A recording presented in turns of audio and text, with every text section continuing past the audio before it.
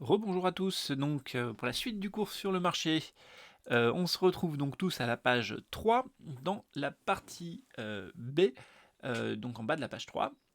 On va donc reprendre ici donc le dessin du marché, de la représentation graphique d'un marché.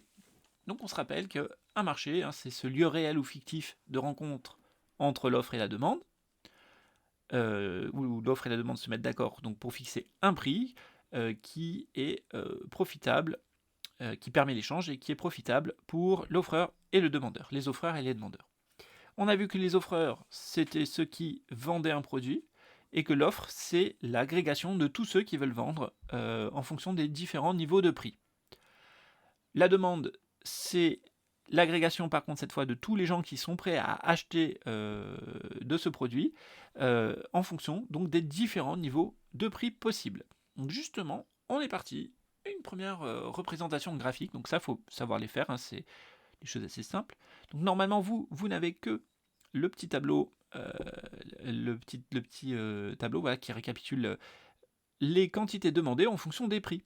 Donc le but du jeu, c'est de tracer votre petit marché avec les prix, le PQ, hein, on se rappelle, le prix au bon endroit, les quantités au bon endroit. Vous mettez la bonne échelle, hein, donc vous voyez que là, vous devez aller de 0 à 3 euros pour les prix. Donc vous faites en sorte de pouvoir entrer, de prendre une échelle qui vous permet d'aller de 0 à 3. Pareil pour les quantités, vous voyez qu'on va de 0 kg à 3 tonnes, à 3000 kg. Donc vous faites en sorte de trouver une bonne échelle pour pouvoir représenter vos quantités. Une fois que c'est fait, on va placer les points de notre courbe de demande. Donc le premier point, pour 600 kg, on est prêt à payer, pour 3 euros, si le prix est à 3 euros, les gens sont prêts à acheter jusqu'à 600 kg de pêche. Ici, on est sur le marché des fruits des pêches. Ok, donc, vous voyez que pour 3 euros, 600 kg, je place mon repère là, sur mon repère, et je place mon premier point.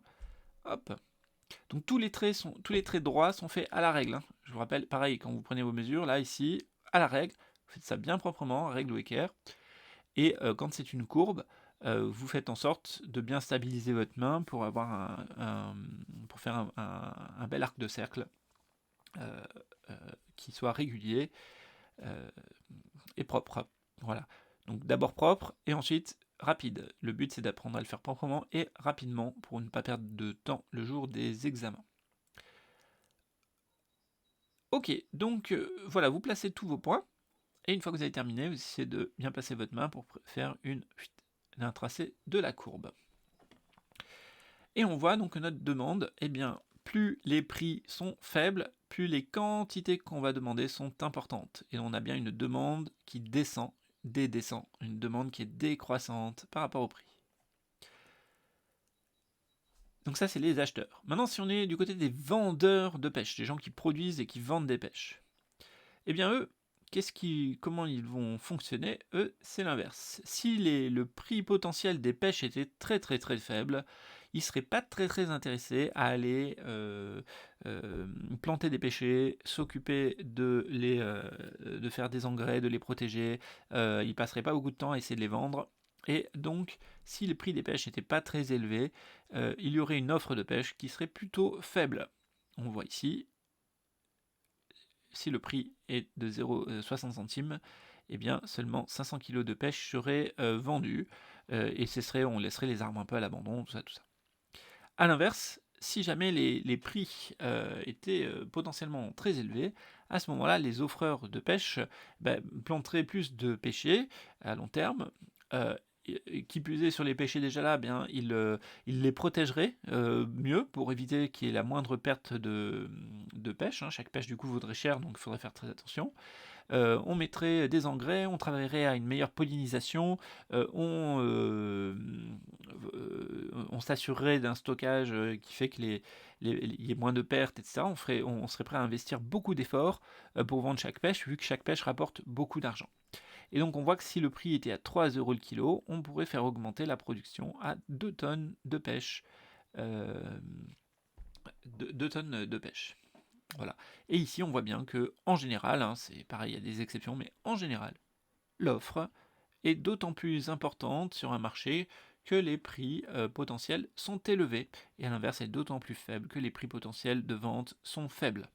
Ok, donc voilà la courbe d'offre qui me résume tout ce qui pourrait se passer en fonction des variations du prix. Voilà.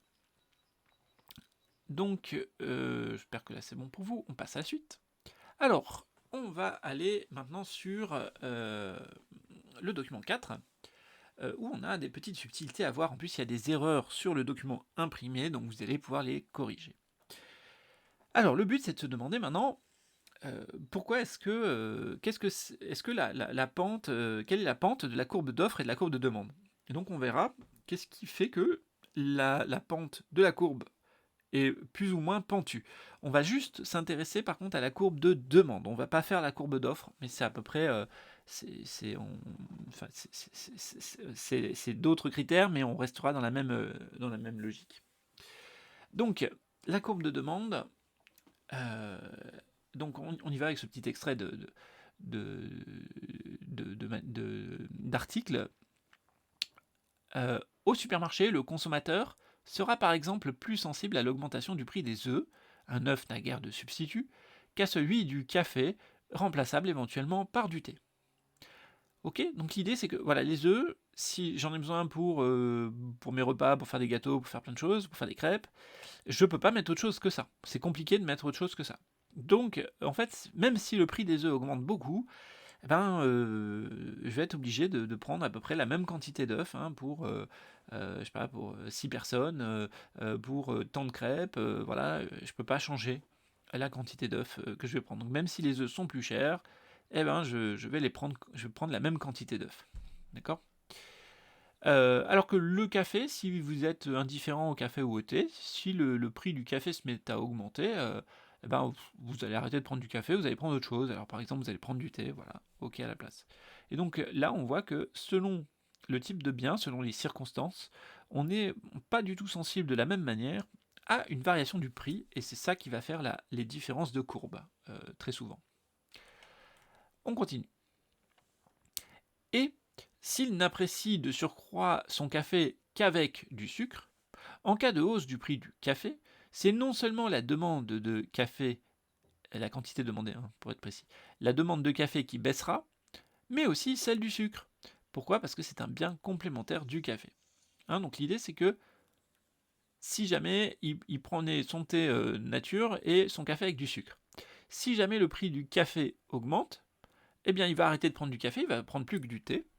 Et en plus de ça, comme il ne prend plus de café et qu'avant, avec son café, il prenait du sucre, eh bien sur le marché du sucre, où a priori il ne s'est rien passé, le prix n'avait pas changé au départ, eh bien, même si le prix n'a pas changé, comme le prix du café a augmenté, les gens achètent donc moins de café, et bien du coup ils vont aussi acheter moins de sucre, alors qu'au départ, il n'était pas censé se passer quoi que ce soit sur le marché du sucre. Ok, donc on voit qu'il peut y avoir ce genre d'effet. Mais si le café lui est absolument indispensable, une sorte de bien vital sans aucun substitut envisageable à ses yeux, et bien à ce moment-là, l'augmentation du prix ne changera rien à la quantité consommée. Ok, donc voilà, si vous êtes un accro du café, même si c'est un peu comme pour les œufs, même si le prix du café explose, vous continuez à acheter du café et c'est tout. Donc ça voudra dire à ce moment-là que vous aurez une courbe d'une forme particulière, parce que quel que soit le niveau de prix, ça ne changera pas beaucoup les quantités que vous allez consommer. Donc on voit ça justement avec le premier exemple, l'exemple A, qui est donc ici, il faudrait que j'enlève le... Voilà. L'exemple A, je vais l'entourer, là, c'est celui-là. Donc on est là pour le moment. Alors on reprend cet exemple des œufs, et l'idée c'est que la demande en œufs, la quantité demandée en œufs, ne varie pas beaucoup quand les prix changent. Alors ça se voit graphiquement, vous voyez, c'est-à-dire que vous imaginez, ok, on part par exemple de ce point-là, ce point ici. On s'imagine qu'il y a un gros choc au niveau des prix. Les prix augmentent d'un coup très fortement. Donc on met un gros coup là au niveau des prix. Est-ce qu'il y a eu également un gros changement au niveau des quantités?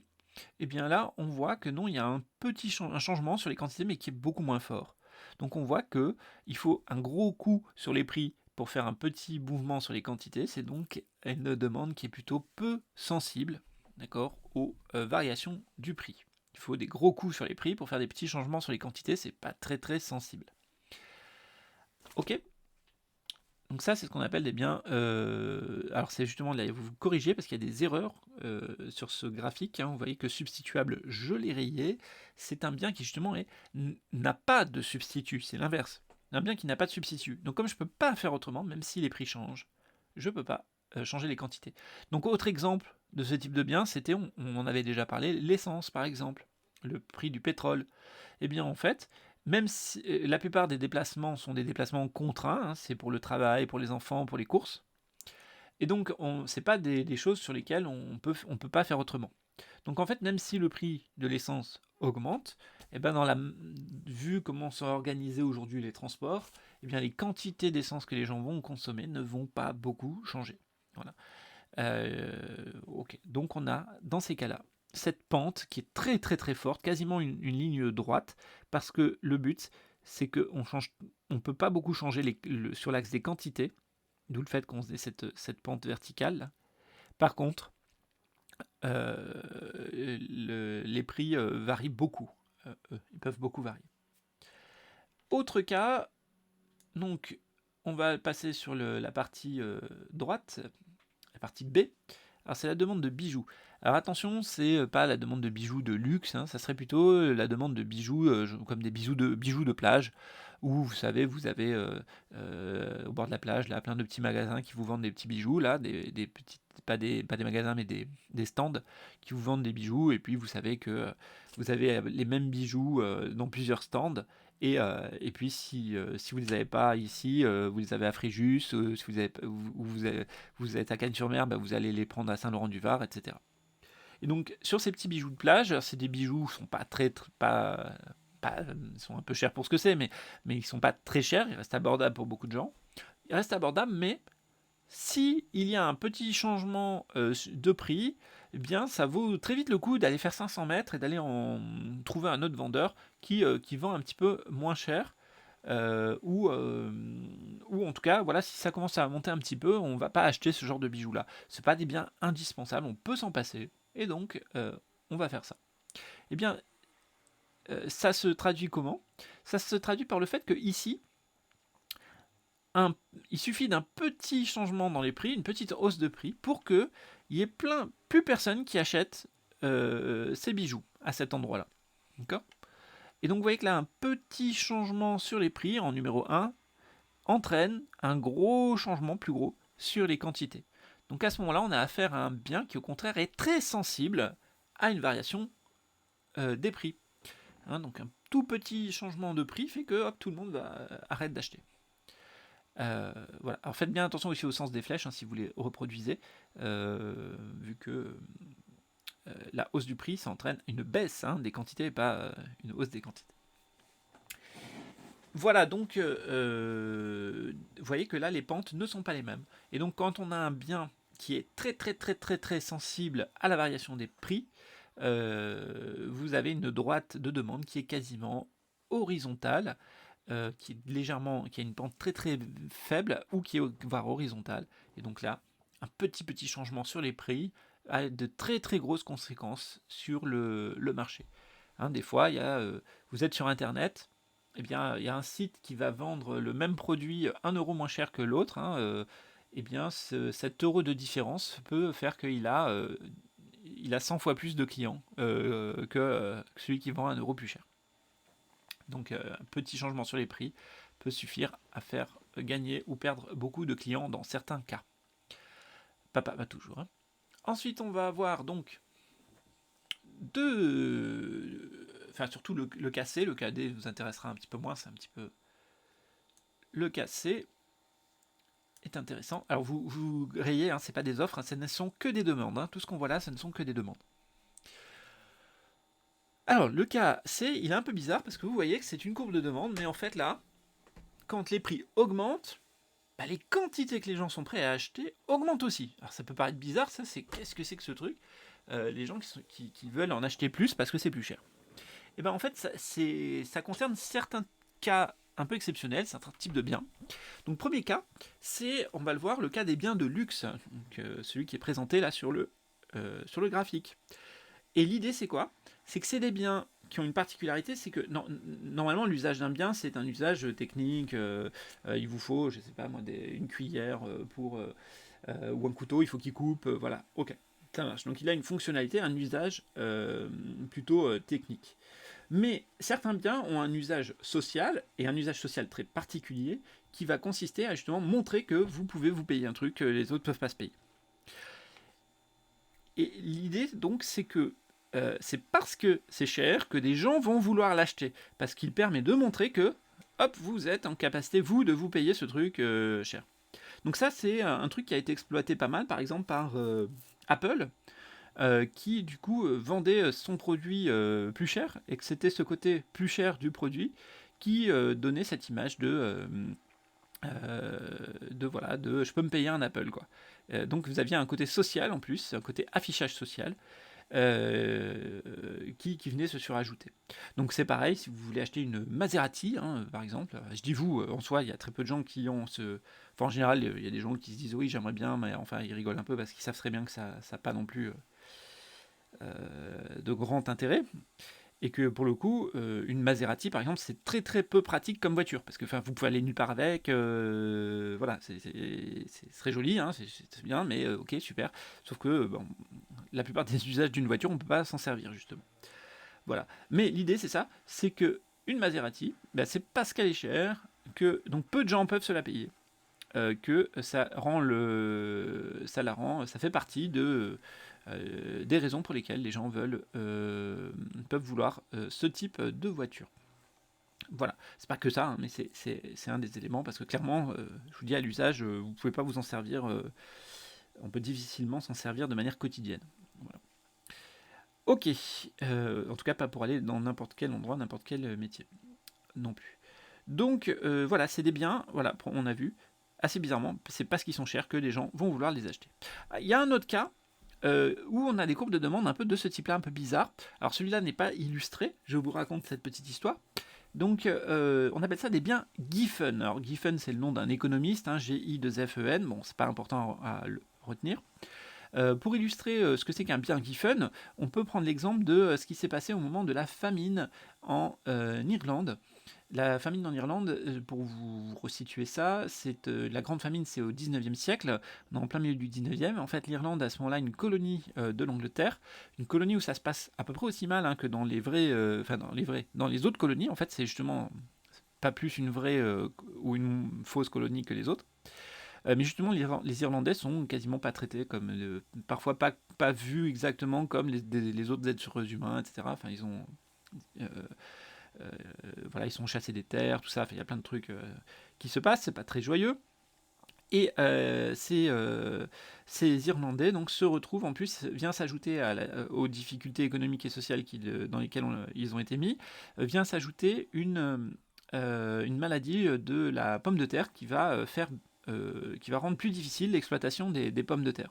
Mais les pommes de terre, à ce moment-là, sont devenues l'aliment de base pas cher d'une population qui a été considérablement appauvrie dans cette période-là. De fait, on pourrait se dire, eh bien, si le prix des pommes de terre augmente, du coup, les quantités de pommes de terre que les gens vont manger vont du coup diminuer. Les gens vont aller acheter d'autres choses plutôt que d'acheter des pommes de terre. Or, la particularité de la pomme de terre, dans ce cas-là, c'est qu'on a affaire à une population donc, qui n'est pas forcément extrêmement riche déjà, et qui a comme aliment de base la pomme de terre, et qui ensuite, quand il lui reste de l'argent, utilise cet argent pour acheter un peu de viande, acheter un peu d'autres aliments, acheter un peu de vêtements. D'accord ? Mais la base, c'est quand on a un peu d'argent, c'est de s'acheter d'abord cet aliment-là. Or, qu'est-ce qui se passe ? Avec l'augmentation du prix de la pomme de terre, eh bien les gens ont moins d'argent pour acheter les autres choses. De fait, ils arrêtent d'acheter la viande, les vêtements, etc.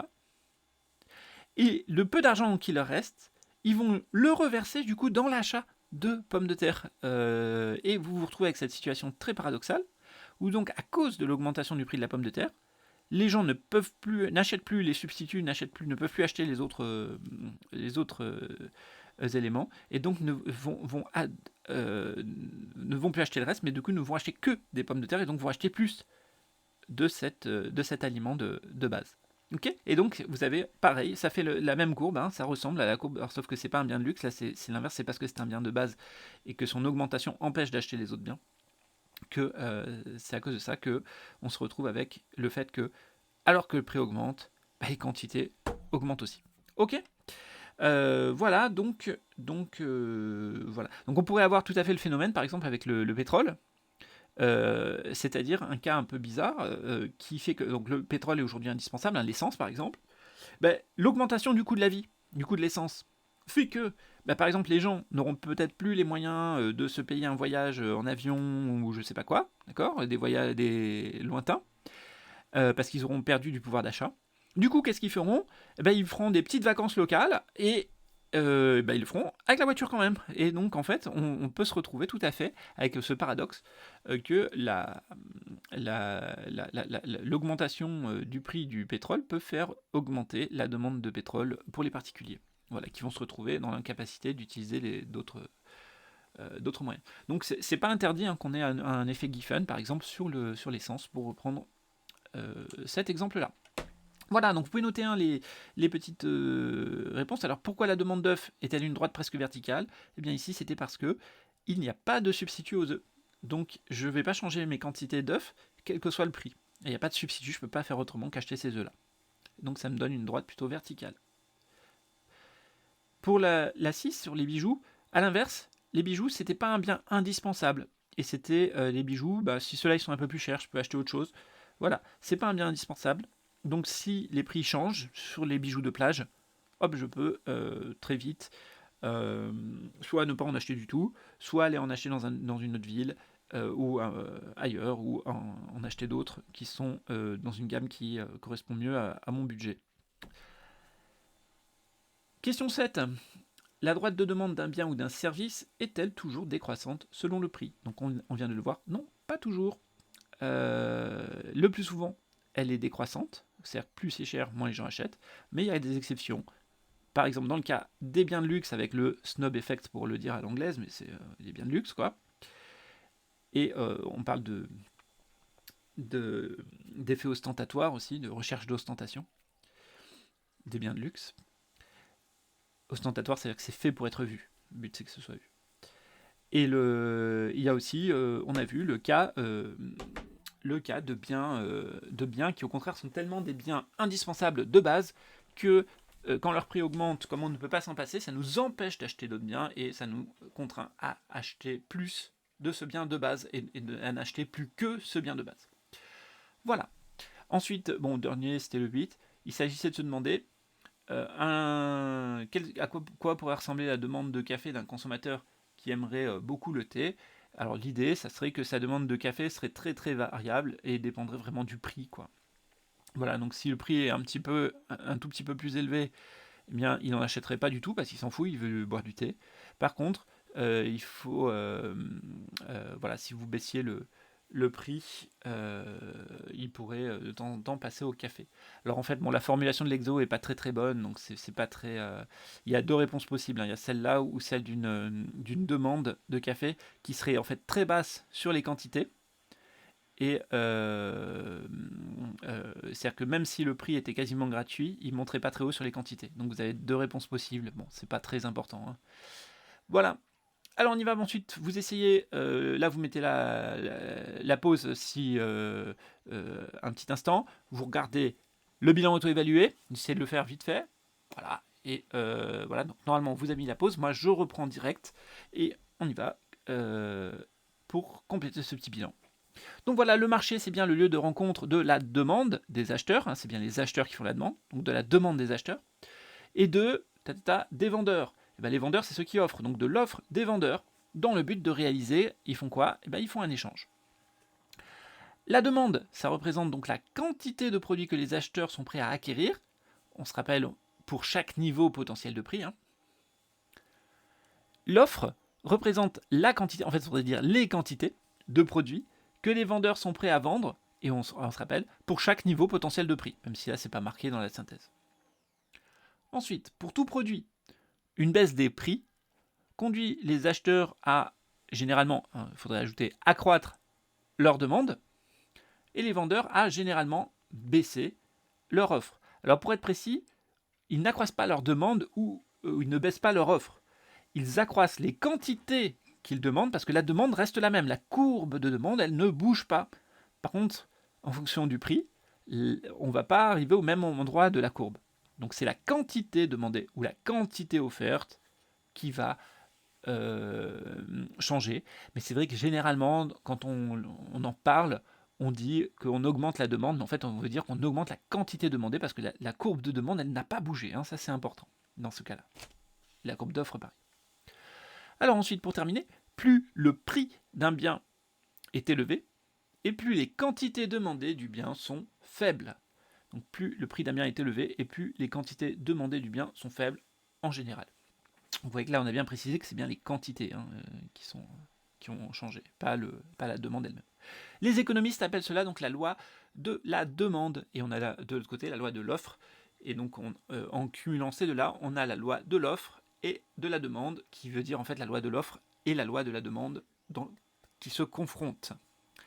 Voilà, je vous remercie. Eh bien, écoutez, si vous êtes encore présent, vous avez qu'à mettre un pouce bleu, histoire que je désespère en voyant qu'il n'y en aura pas et que personne n'a vu la vidéo jusqu'à la fin et que je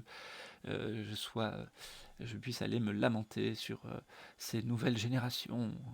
Ou peut-être que j'ai tort, peut-être que vous êtes beaucoup à être là à la fin et à mettre le pouce bleu et à dire avoir suivi ce cours jusqu'au bout. Allez, je vous libère, on se retrouve en classe entière pour finir cette année. À très très bientôt.